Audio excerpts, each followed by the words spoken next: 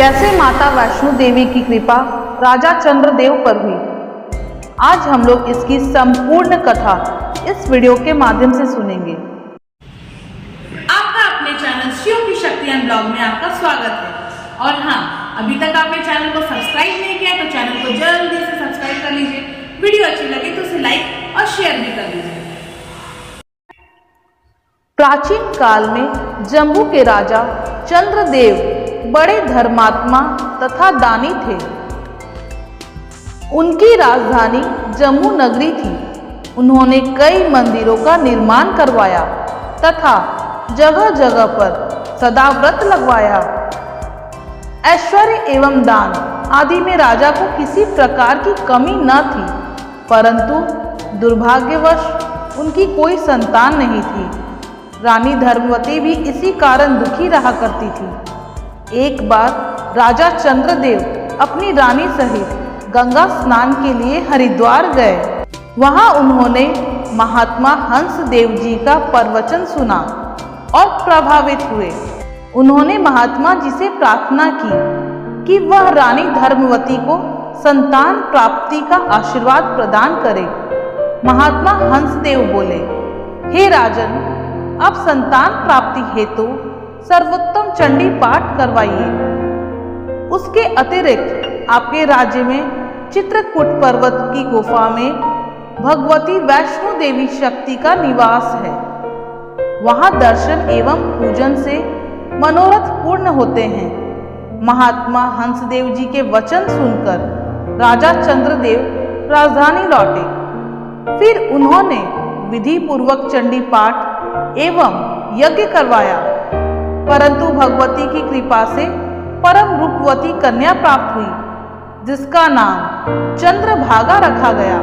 कुछ समय बीतने पर अत्यंत तेजस्वी सुंदर पुत्र ने रानी की कोख से जन्म लिया। राजा रानी धन्य हो गए। राजकुमारी के युवा हो जाने पर उसका विवाह महेशपुर के राजकुमार शांताकार के साथ किया गया। विवाह में यथाशक्ति दहेज आदि देकर कन्या को विदा किया। इसके कुछ ही दिन के बाद राजकुमार चंद्रशील के विवाह पर राजा ने महात्मा हंस देव को जम्मू पधारने तथा युवराज को आशीर्वाद देने का बहुत आग्रह किया। राजा की प्रार्थना स्वीकार करके सद्गुरु हंसदेव जी जम्मू पधारे। विवाह में भाग लेने के लिए राजकुमारी चंद्रभागा तथा उसका पति शांताकार भी आए हुए थे। महात्मा हंसदेव की दृष्टि से जब राजकुमारी के मस्तक पर पड़ी तो उन्होंने अपने योग बल से उसका भविष्य जान लिया। सद्गुरु हंसदेव ने राजा चंद्रदेव को एकांत में बुलाकर बता दिया कि लड़की आज से 7वें दिन विधवा हो जाएगी। महात्मा जी के वचनों को सुनकर राजा और रानी दोनों ने उनके चरण पकड़ लिए और सुरक्षा का उपाय पूछा। हंसदेव जी बोले, हे राजन, जब हरिद्वार में आपकी मुझसे पहली भेंट हुई थी उस समय मैंने आपको चित्रकूट पर्वत वासिनी वैष्णवी के विषय में बताया था। वह देवी संकटों से छुटकारा दिलाने वाली है। यदि आपकी पुत्री उनकी आराधना करे तो निवारण होगा। यह सुनकर राजकुमार चंद्रभागा ने देवी की आराधना करनी प्रारंभ की। हंसदेव जी के वचन सुनकर 7वें दिन राजकुमार शांताकार की दुर्घटना होने से मृत्यु हो गई। शोक समाचार चारों ओर फैल गया।